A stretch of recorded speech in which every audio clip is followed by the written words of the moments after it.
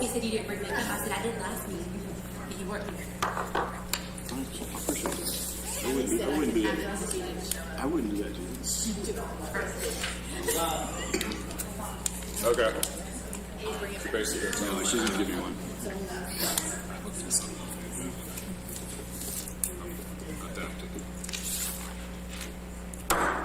good evening. Happy New Year. Welcome to our City Council meeting for the first one of 2023. Tonight is Thursday. It's not a normal night, obviously not a normal Monday, but January 5th. Thank you for being here. We'll start it off. We'll call this meeting to order, and we'll start it off with the invocation and the Pledge of Allegiance. You're welcome to join me in prayer. Thank you for allowing us to come together to discuss our community and to work together for the betterment of our city. Please help us to be humble and thoughtful during these very unprecedented times, and give us strength to make this life better for all. Happy New Year. Amen.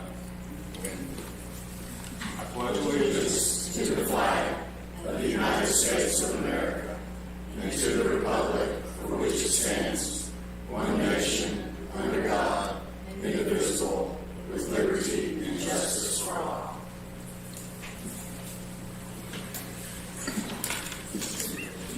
All right, we're jumping right in with our oath of office. So Beverly, I'm going to kind of look at you. You're on the spot, Beverly. This is your thing. Yes, ma'am. For Councilmember Fulmer and Councilmember Smith to come down.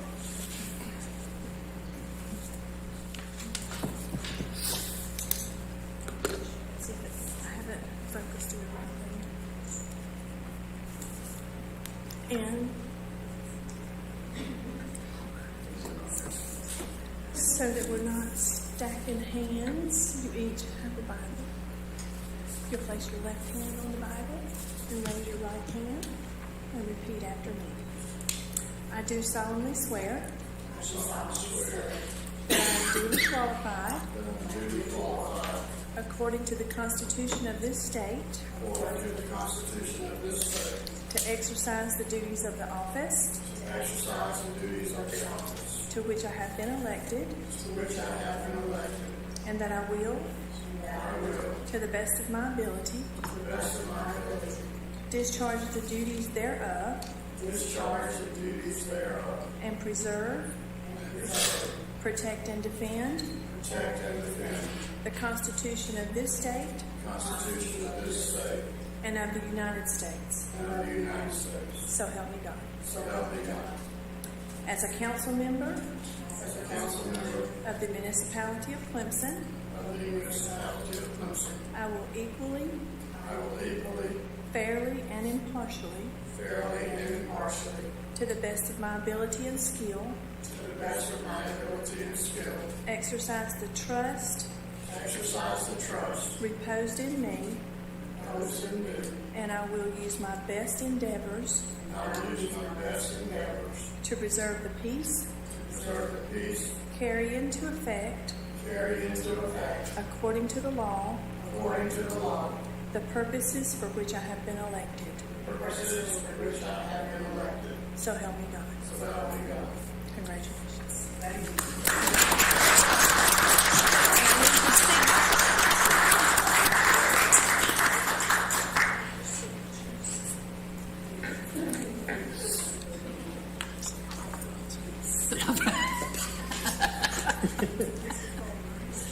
Paparazzi.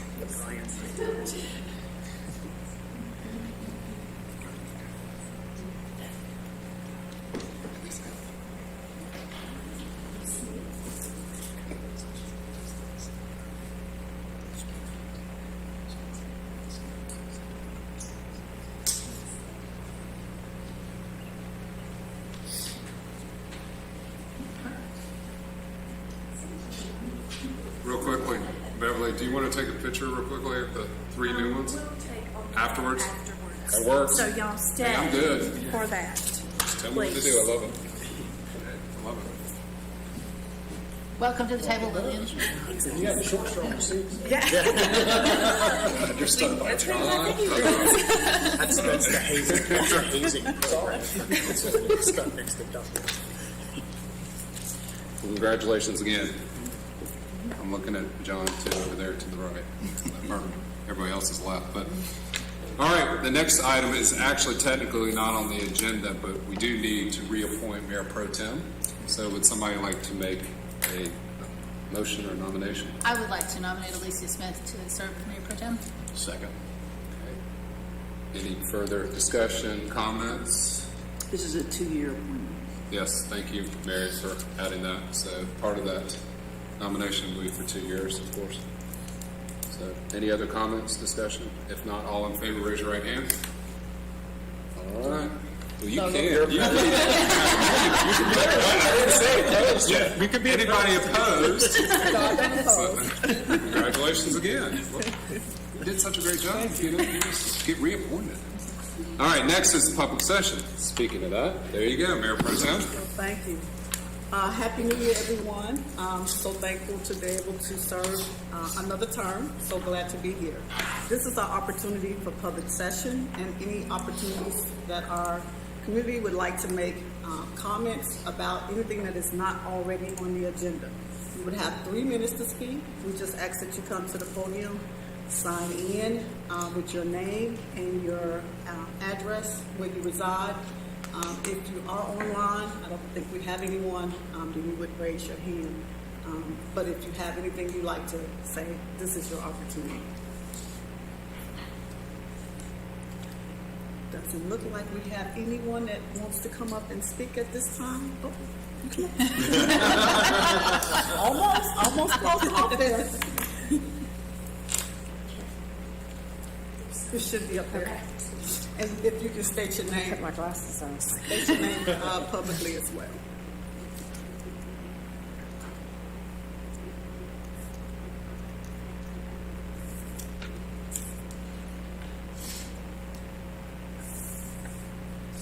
And just give you my name. And your address. I haven't done this in a long time, so I'm nervous. I want to say hello to everybody and congratulations to all the new members. And I really tonight want to thank you guys for helping with the scooter issue.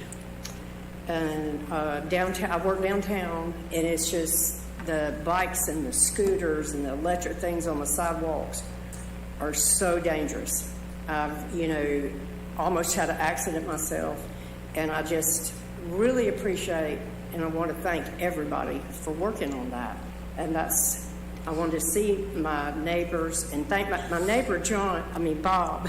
I know he's tired of hearing me complain about it, but I really believe in the safety values. And the other kids, talk to me every day. I see people at work, and they've been hit. They're afraid. They don't like it either. So I just I'm not saying I won't come back up here and say we need to do something else with it, but I'm just glad it got started, and I thank you from the bottom of my heart for what you did. But congratulations and Happy New Year to everybody. Could you state your name and address? Beth Smith. Beth Smith, okay. Yes. Thank you.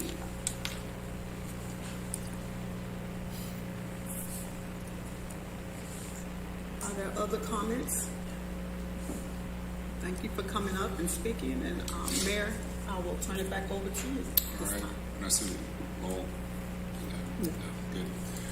Thank you very much. Again, next item is the approval of minutes for December 16th, 2000, possible approval of minutes, December 16th, 2022, and December 19th. We will do them separately. Would somebody like to make a motion? Make a motion that we approve the minutes from December 16th, 2022, as presented. Second. Okay. Any further comments, discussion? If not, all in favor, raise your right hand. The next is the minutes for December 19th, 2022. Would somebody like to make a motion? I make a motion that we approve the minutes for December 19th as presented. Second. Thank you. Any further discussion? I will keep myself. I just wasn't here that day, so that's why. And all in favor, raise your right hand. All right. Thank you all very much. Reports and discussion. First, discussion for discuss the sponsorship request with Reefs Across America, and also give us an update and take it over for Andy if you're okay with that, Andy. All right, well, you're like, yep, thumbs up. So, and you're also going to give us a brief recap of how it went in December. Thank you very much. Yes. And I know everybody on City Council has received what you sent earlier, so that was great about the recap of how many veterans you honored as well. So we'll turn it over to you. Okay, thank you very much. I'm Ann Wormuth. I actually 610 College Street in Central, and I'm the location coordinator. There are 9 cemeteries under the program I do, and then after I speak, Melody's going to talk to you because she does Old Stone Church. So I'm kind of bragging, but it's bragging on our community.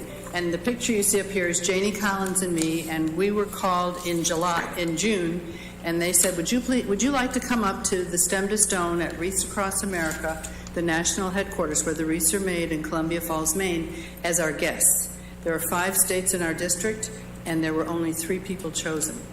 Janie and I for ours and this other woman. And so that was a huge honor. And we went up and shared all the things we're doing, all the support that we get, and a lot of coordinators, they just couldn't believe how wonderful our community is. I went for the lobster dinner on Saturday night. Luckily, Janie didn't like lobster at all. So this is I'm going to do it real quick. This is the museum, and she and I are wearing red because we wear red on Fridays to remember everyone deployed. And in the background there is the Gold Star Family Home, where Gold Star families can come and stay for free. Each room is a different period, a different battle, if you will. And so there's memorabilia that family have brought in there. Next, please. That's the museum, and that was actually Mr. Worcester, Morrow Worcester, and his wife Karen. They went to elementary school there, and the Worcesters bought this, and they've turned it into a museum.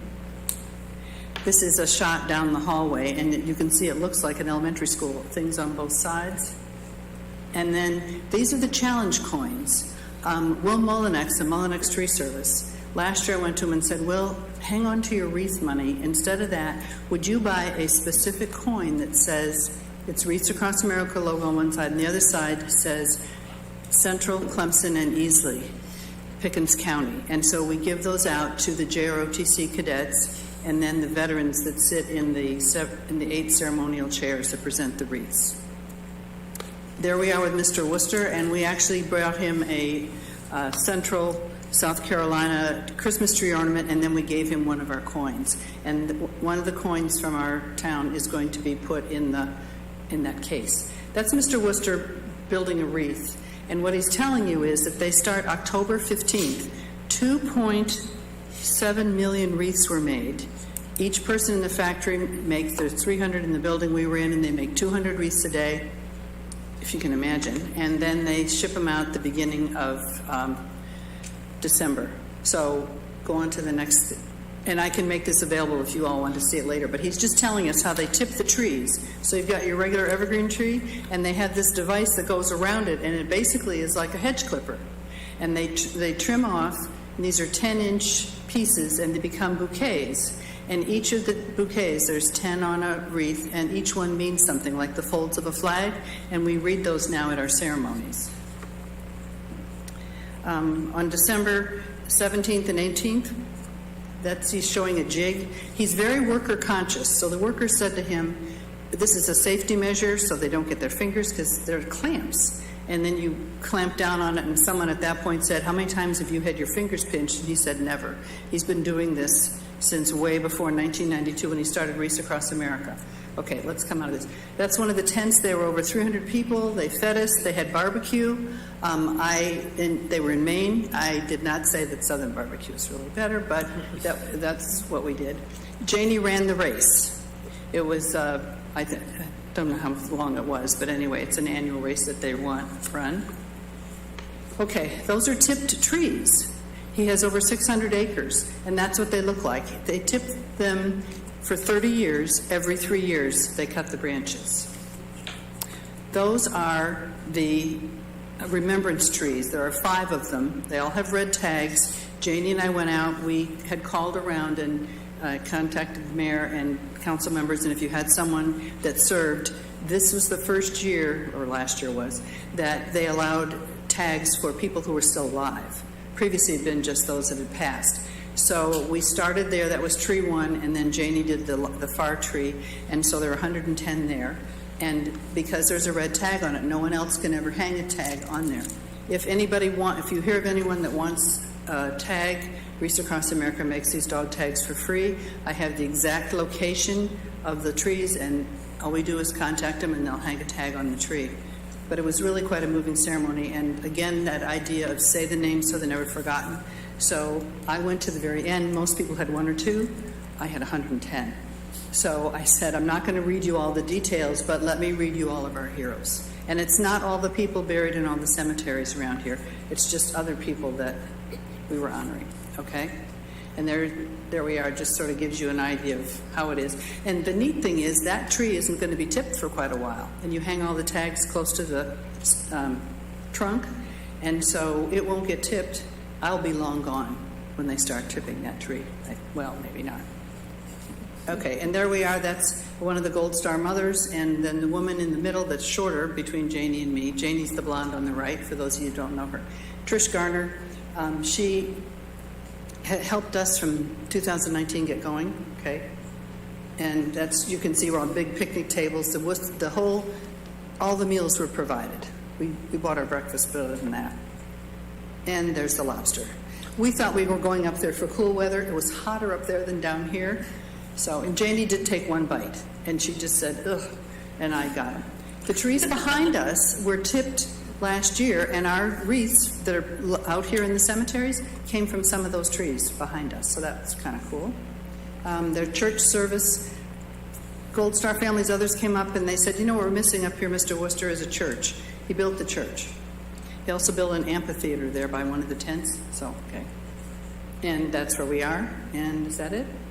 Oh, so when they make the wreaths, then they want to make them so they'll fit in the boxes, so they put them over that dowel, and then they, by hand, spin it, and they've got a hedge clipper, and it trims the wreaths.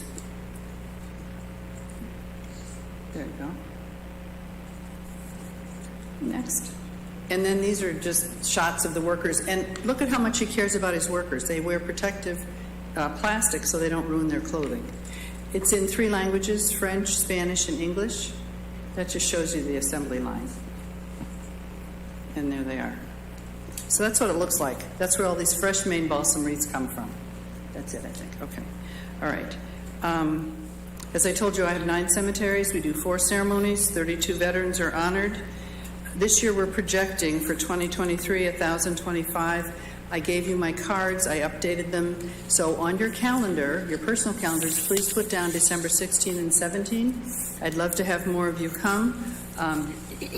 Pro Tem Mayor Smith came to a couple of the ceremonies, and that was really nice.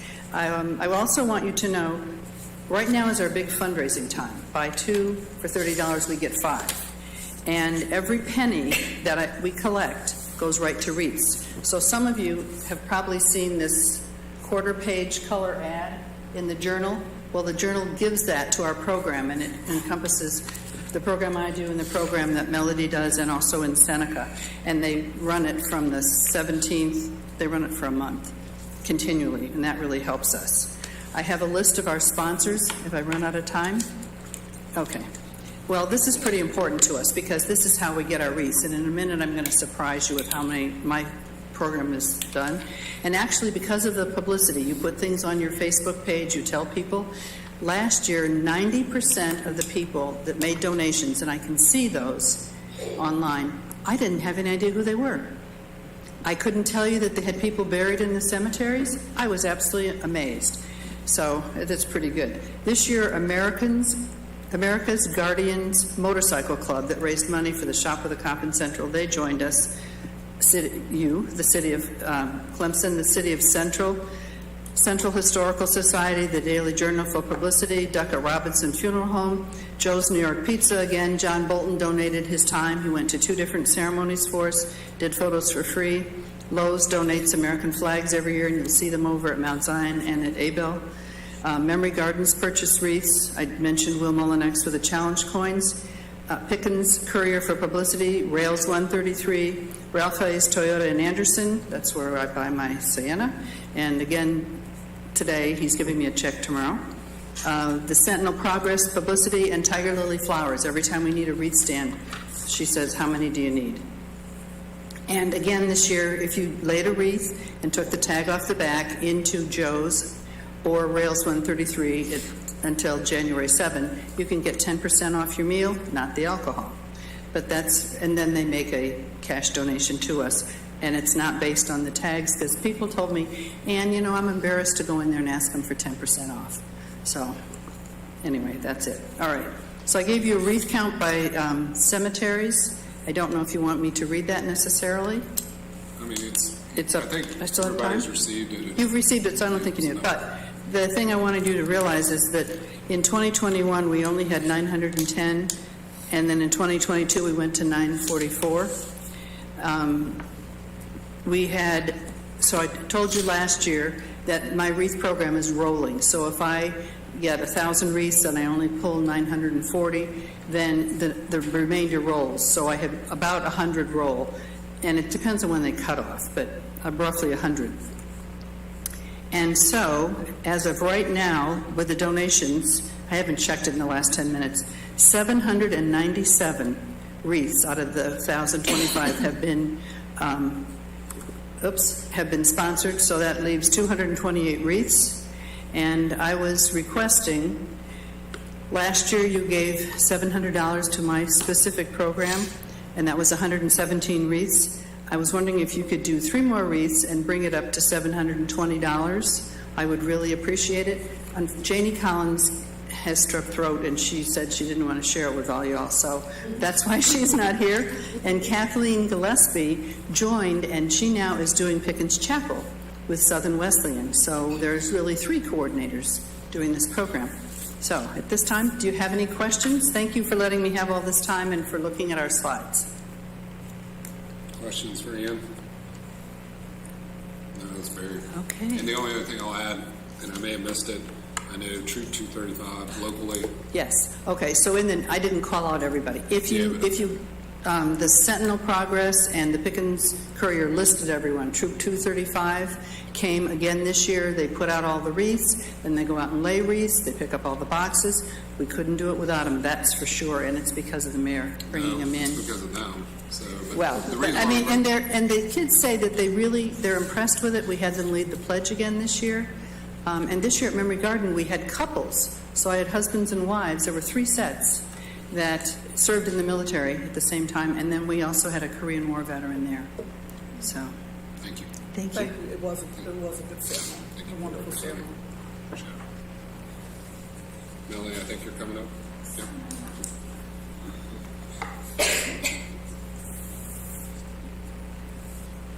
She says her name is Ann Forma, but the W really stands for Wreaths Across America. Okay, there we go. New name. I like it. Melody Jones, Wreaths Across America, and I'm the location coordinator for the Old Stone Church and Cemetery. What a historic place. It was my honor to organize the first event there, December of 2021. Even with the heavy rains that day, 62 people attended and 100 wreaths were placed on the veterans' grave sites. Last month, which was our second year at that location, we had 110 people participate and place 215 wreaths. So the city of Clemson provided $500 for us last year. This year, we are only requesting $250 because we have increased recognition of this national event in our area and increased participation by local, historical, civic, and religious groups, and we are reducing our request for funds, but we certainly appreciate everything the community does, and we're so excited to be there at that place. Thank you so much. Questions, comments? Appreciate you again being here and giving us a recap. Oh, absolutely. Sure. Certainly. She does financing and she plans on this, but I'm going to brag about what we've done. For people who aren't, my name is Maddie Jan. I live in Pendleton. For people who aren't aware, in Old Stone Church Cemetery, we have the graves of Andrew Pickens, who is well known through the area. We also have the grave of William Funches, who was the last Korean prisoner of war released. Melody told you the increase in how many wreaths we put out. It's because we are still discovering graves of veterans. And we did not have enough wreaths this year for all the graves as we found more as we were preparing. So next year we will actually put out more wreaths. It is a very historic area, and love for any of you to come visit us if you're not going to one of the other ones. Thank you.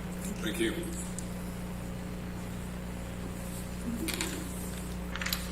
All right, our next item is, Andy, I'm going to let you start with this one, but discuss restructuring $15,000 hospitality tax fund for installing a restroom and a picnic shelter at Dawson's Park. Leave this off. A couple of years ago, we looked at building a traditional concrete block restroom over at Dawson Park. And I saw one over at Ponderosa Park in 6 Mile that looked really nice. And I got the pricing for that. That's what went in the budget. And then we went out for bid, and they came in at like $350,000. Thinking we might as well buy a house with bathrooms and build it there and call that the bathroom. So Jay and I went back to the drawing board, and we found these modular alternatives. And Jay went a little deeper. He found one that includes a picnic shelter that's attached to it. And you can have a restroom with 2 units, male and female, plus the attached picnic shelter. The all-in cost, installation and everything, is $215,000. The university, we spoke with them. They're totally fine with this. This is actually less intrusive than the other. It'll be hooked up to electrical and water, but the sewer will be a tank that will have to have service periodically. That's what I thought. I remembered that we have to dig the sewer line. That was a really major expensive piece, was because there's no sewer there. We're going to have to run. Get in there. And Lillian, you may already know this, but we lease this space. Right. It's in your prior. Would that look like the one when you say 2 bathrooms and a picnic shelter? I think of Ashley's Living. Yeah. Similar. It's similar to that, only I would, yeah, it That's is. the one. I'll send you a picture Sure. of it. But we were just going to ask if you guys wanted to consider restricting $215,000 out of the hospitality tax fund. You've got $578,000 in there. It performed a lot better than anticipated. So even after this, you're going to have an undesignated balance. Yeah, we've been talking about it for 2 years. It's Yeah. time to do this. Coming to fruition. I was going to say the other issue too, because Dawson's Park is the only park that we have in the city that does not have restrooms, and it is a park that is heavily utilized in the community, and so it does not bode well to not have restrooms at that facility. And then the picnic shelter would definitely be added bonus, and it's, to Catherine's point, something that definitely wanted to bring to the attention, and so we've been working on this for a little bit over 2 years, but we're now able to bring it to fruition. So I hope that we can consider moving forward, at least with the accommodation tax, to bring that facility to Dawson's. Do we have a formal lease agreement with them, or is it how long?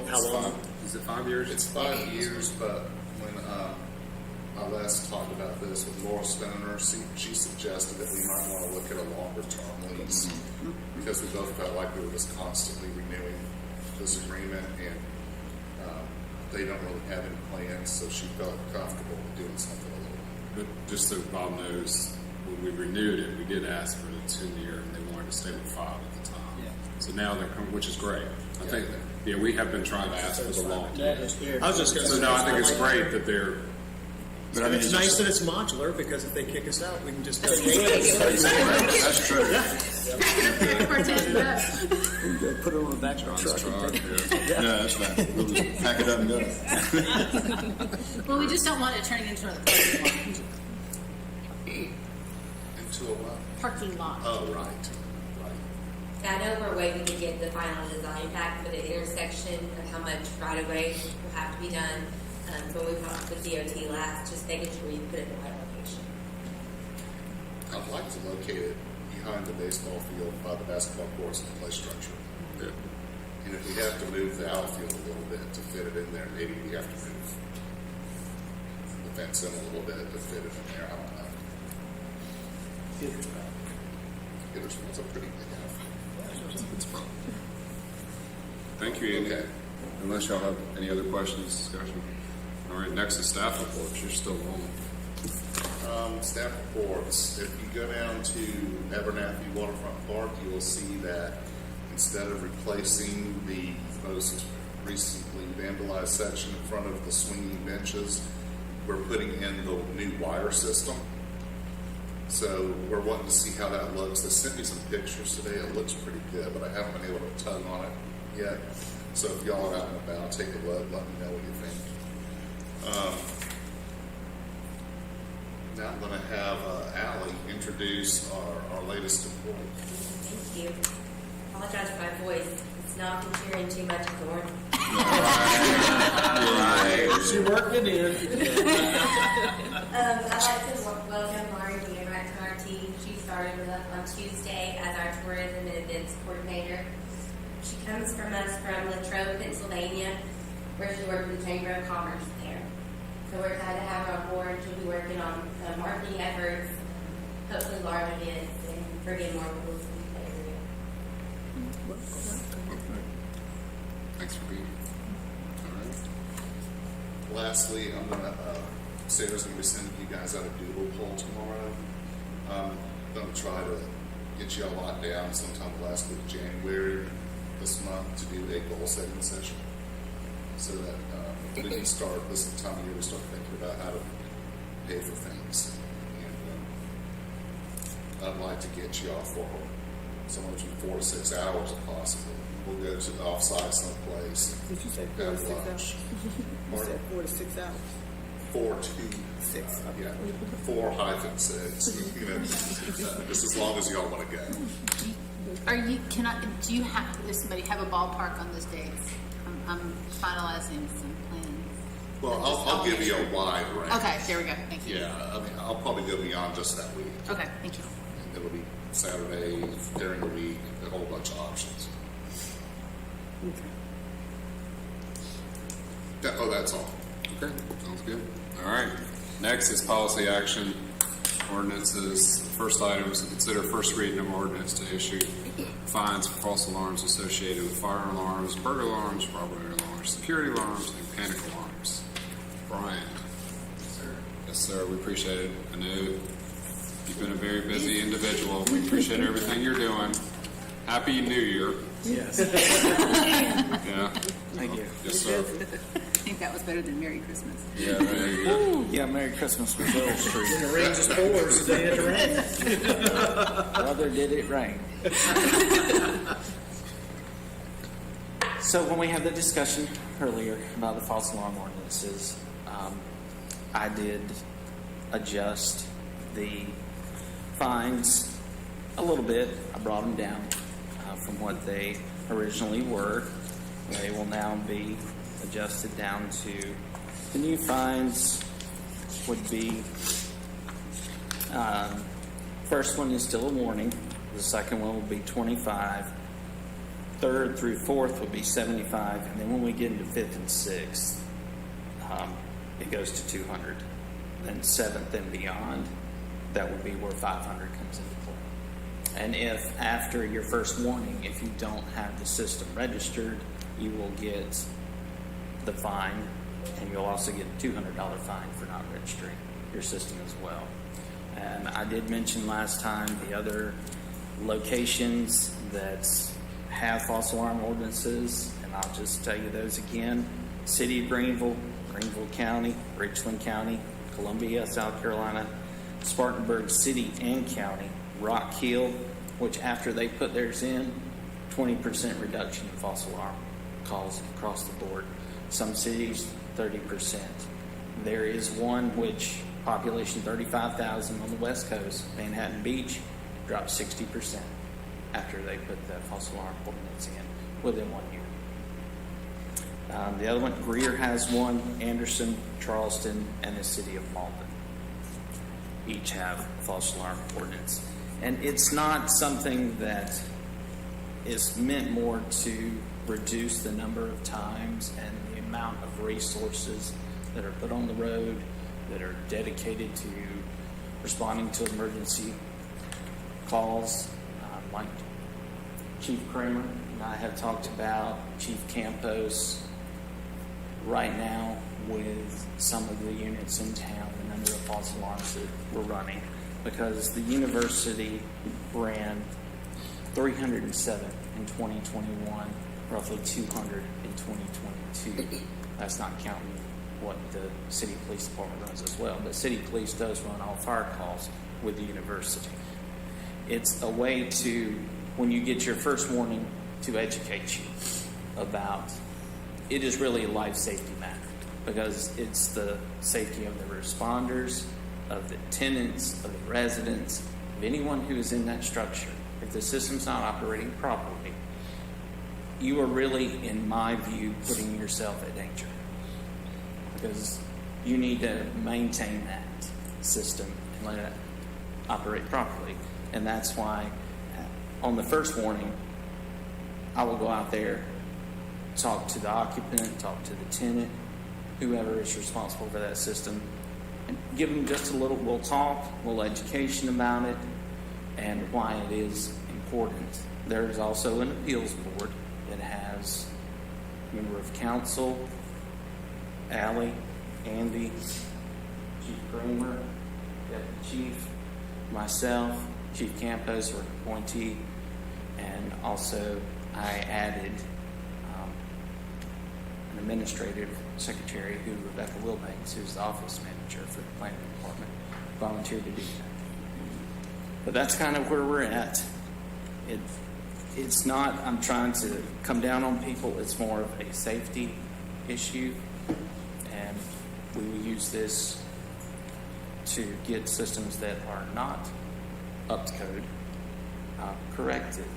And there are a lot of residents in town, there's a lot of businesses in town that have made that extra step when I went out there to do inspections. And I checked to see the last time their system was tested, and they've changed it. It's just, this will give us some teeth. Questions, comments for Brian? Who reduced the fines? Yeah, I don't remember asking you that. I mean, I asked to reduce the number of categories of fines, but not reduce the fine. And in the information we got today, it's different than what you said there. Like, we didn't get that edit. It still said 50 for the second, 100 for the third and fourth. What I was asking for last time, instead of having 5 different levels, so like bring that down to 3 levels of fines rather than having a 5-step process. That's going to be a lot for you all to track. And 7 false alarms seems like a lot to me on the 7th. Well, that's I guess my question on the alarms. Who are we finding? Are we finding the individual that pulls the alarm in said complex, or are we finding the management of that building? it's the person who owns the alarm. That's So if you pull an alarm, what he if you clarified pull the an last time, alarm, it's different. that's a misdemeanor. We go to court. okay. So I missed that. That, Okay. that's So the events that That's are more happening business. in some of these buildings by, just call it like it is, the students. I mean, that's the misdemeanor, is what you're saying. yes. If you fraudulently pull a fire alarm, if you tamper with, disable a fire alarm system, and I've had this with a current housing unit in the city where I've had to prosecute and take people to court, and they were fined, and that gives you a misdemeanor charge with a 3-year record. After the 3rd year, you can have a lawyer go to court and petition to have it removed from your record. But for 3 years, it's a misdemeanor. So what's the fine with that? The last fine, it was $500 As a or misdemeanor. 30 days in jail. Okay, that's fine. Yeah. Yeah, because I asked the same question. Okay, because that seems to We're be, separated. That's why I guess I'd ask. I mean, I'm sorry we missed. And that's a state of South Carolina law too. That one can go up to 2,000. Okay. This is just for when you have faulty devices, like there were 30 devices removed at a certain location in Clemson because of construction dust that were setting them off.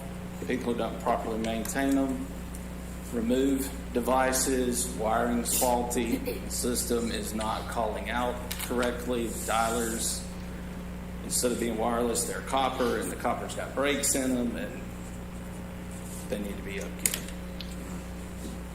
Would you guys like to see 3 categories, maybe the top 3 of the 5 or the bottom 3 of the 5? Well, I just have a question on that. What made you come up with 5? Is that kind of from the other municipalities? Yes, sir. Yes. I appreciate it, Bob. I didn't disagree, but if that's kind of where you guys want to try to manage it, I'm willing to try that. I don't care to lower the fines. If anything, I misunderstood. 5 or 6. Yeah. I misunderstood you at first because I thought that's y'all, what you meant, but no, you just wanted 3 tier. Yeah, I think 3 tiers is just going to be easier for you all to do and easier for people to track and all those kind of things on this, because you all are going to have to be the ones that keep track of this. Yes. Which was my second comment to come back around to the tiers, whichever. I don't have a big concern, but on the tracking side of it, you're doing it from the date of the permit. Would it be easier just to annualize that you issue permits on the 15th of February, and if someone signs up in June, you just do a pro rata for that year, but that way you're on one annual date, because with this, you're rolling dates on every property. I'm trying to keep it so, because I've already talked to business license about this with Connie, because I'm going to be using her program to print the stickers. So I'm going to try to generalize the date where it's at one time period during the year. Now, we will have people who, throughout the year, put in an alarm system in their home or put a new one in a building. And they are responsible in the ordinance for, if you sell that property and a new person takes it, then they have to file for the permit as well. But if it's already permitted, we'll just go with the date it was initially applied for. I'm not going to try to have yours comes due in February, yours comes due in June. I want to have more of a central location. The way this is written, it says 12 months from the date the permit is issued for free. So I think that section might. So that's a 1 year. Well, yeah, but this says from the date it was issued. But this issued. says from the date it was issued, not the date that they applied for it or whatever. So that's an issue unless you issue all your permits on the same day. Which that would be impossible. But I guess when you anchor it to a date, and that's where I was saying kind of the pro rata. So again, let's go with February 15th, just as a random date. But it's different. So you do that, but somebody comes in June and applies for one. Well, their renewal's going to be on February the 15th. Then, maybe they get the benefit, or maybe you say you only.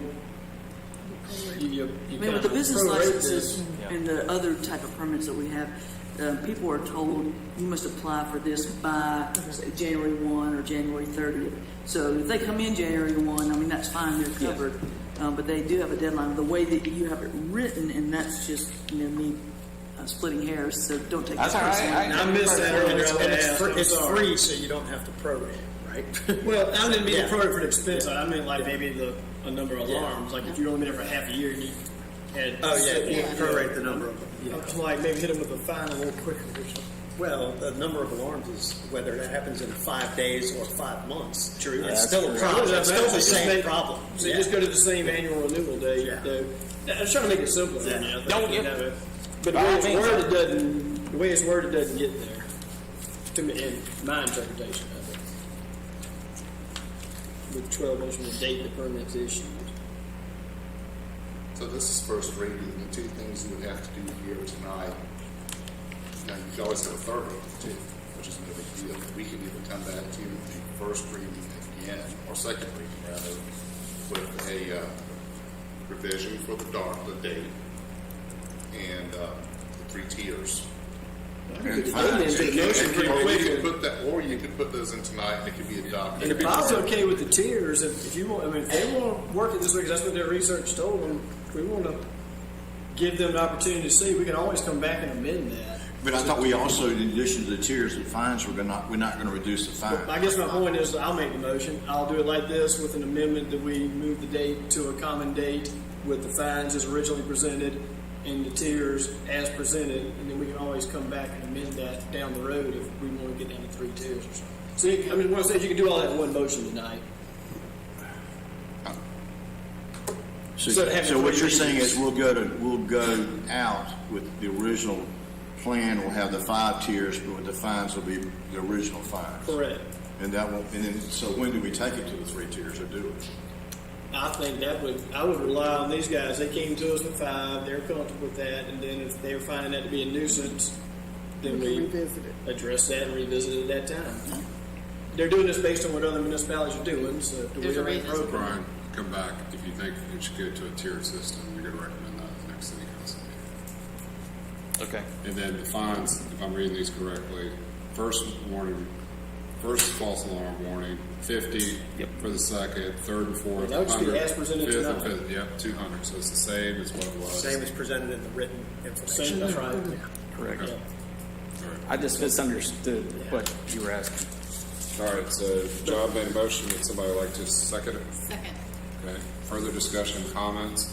Would anybody from the audience, this is your opportunity too. We always allow for public comment as well. Or Lowell will tell me if there's anybody that's called in. Anyone? Okay. If not, no further discussion, questions. All in favor, raise your right hand. All right. Thank you very much, Brian. I know it's a lot of work. Appreciate it. Thank you. Next item, the last item is mayor council reports, comments, new business. Anyone? It's your opportunity. You don't have to.